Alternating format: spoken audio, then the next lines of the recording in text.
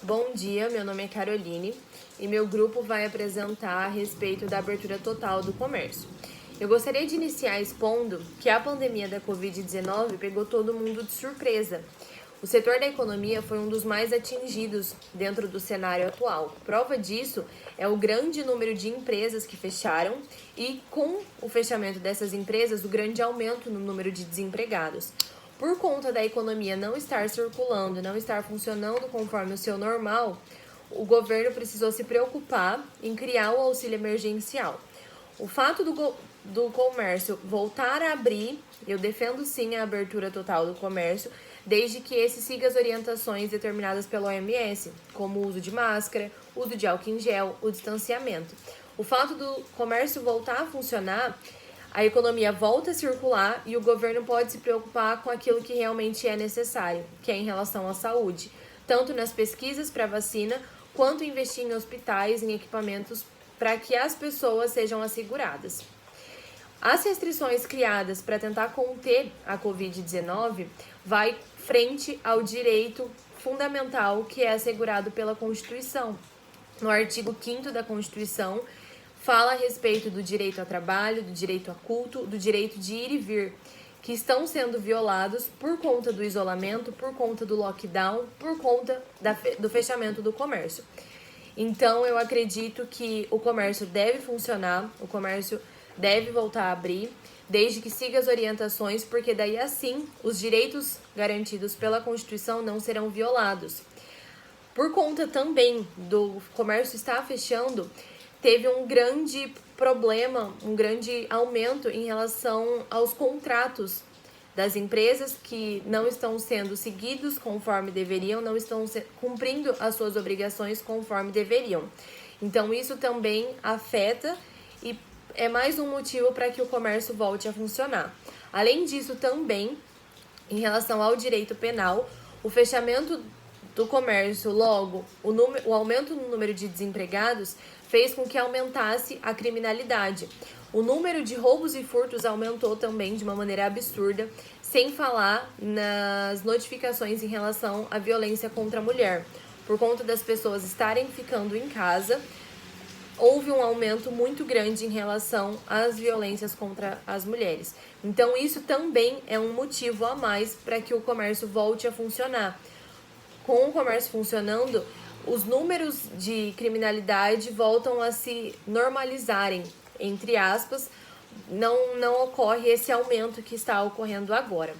Além disso, o Código Penal ele também assegura nos artigos 132, 266 e 268 alguns crimes em relação à saúde, em relação que podem se encaixar dentro do cenário que nós estamos vivendo. Então, se o governo determinar que a vigilância sanitária faça a fiscalização que deverá ser feita para que assegure que os decretos, as medidas estejam sendo seguidas, o mundo pode voltar a funcionar dentro do seu normal.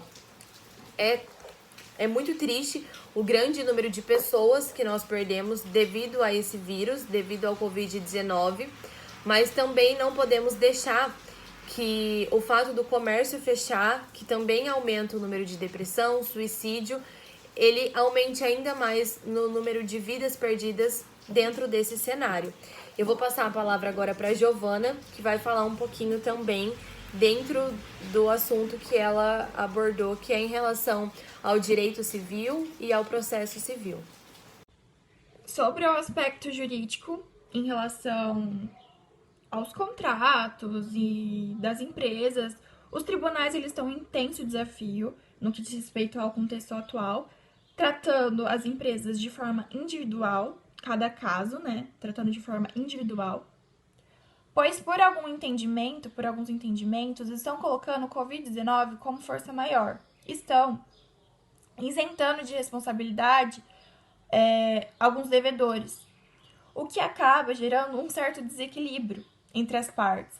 Porque, ok, o devedor se isenta da responsabilidade, mas se quem tinha que para receber acaba ficando sem, ou seja, pode ocorrer uma onerosidade excessiva. Então, é necessário um diálogo entre as partes e uma renegociação. Porém, isso também não está acontecendo. há uma certa demanda no Poder Judiciário em renegociações, porque para celebrar um contrato jurídico é necessário atender a certos princípios, e um deles é a boa-fé objetiva. A boa-fé objetiva trata em que as partes celebram os contratos com transparência e lealdade, e por se tratar de um contexto da humanidade super diferenciado, as partes estão em um estado de vulnerabilidade, estão em um certo desespero e acabam não respeitando esse princípio, agindo conforme individualidade mesmo, enfim.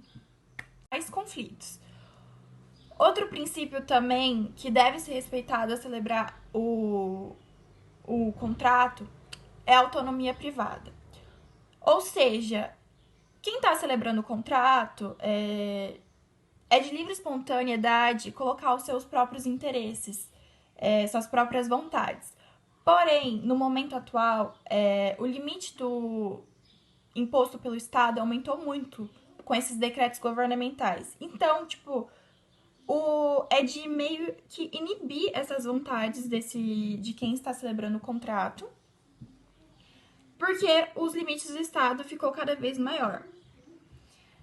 Com esses decretos governamentais, ocorre de que não pode ocorrer a abertura da empresa durante tal período, ou às vezes no dia, ou seja, acaba gerando uma certa frustração nesses empresários. Com a abertura total do comércio, o Poder Judiciário vai se encontrar mais aliviado no que diz respeito à tamanha demanda, e a atenção voltará totalmente à saúde, e todas as preocupações serão voltadas à saúde, e a economia ainda assim continuar girando.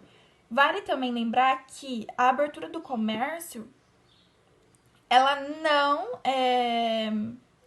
é de anular todos os cuidados para não ocorrer a propagação do vírus do Covid-19.